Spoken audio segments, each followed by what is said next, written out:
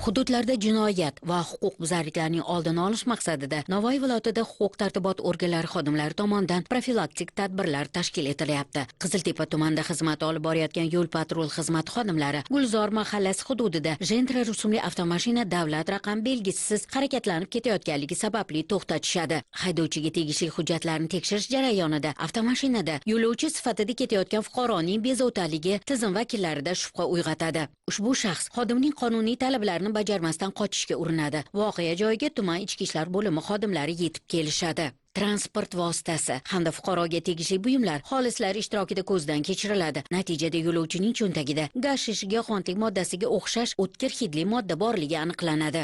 Mazkur holat yuzasidan hujjatlar rasmiylashtirilib, tergovga qadar tekshiruv harakatlari olib borilayotganda gumondor shaxs chora ko'rmaslik ishini yopti qilish evaziga tezkor vakilga 50 million so'm miqdordagi pullarni pora tariqasida taklif qiladi. Tizim vakili fuqaroga bir necha marotaba pora berish ham olish ham jinoyat ekanligini tushuntirishiga gumonlanuvchi pora taklif qilishda davom etadi. Tezkor xodim ushbu fuqaroga nisbatan qonuniy chora ko'rishni so'rab, viloyat ichki ishlar boshqarmasi boshlig'iga murojaat qiladi. Bildirgiga asosan Ichki ishlar vazirligi shaxsiy xavfsizlik bosh boshqarmasi Navoiy viloyati bo'yicha bo'limi hamda departamentning Navoiy viloyat boshqarmasi xodimlari tomonidan o'tkazilgan tezkor tadbir davomida qonunbuzar xodimning xizmatxonasida 36 million 240 ming so'm va 1000 AQSh dollari miqdoridagi pullarni berayotgan vaqtida daliliy ashyo bilan qo'lga olindi. Hozirda mazkur holat yuzasidan gumonlanuvchi fuqaroga nisbatan O'zbekiston Respublikasi Jinoyat kodeksining tegishli moddalari bilan jinoyat ishi qo'zg'atilib, tergov harakatlari olib borilmoqda.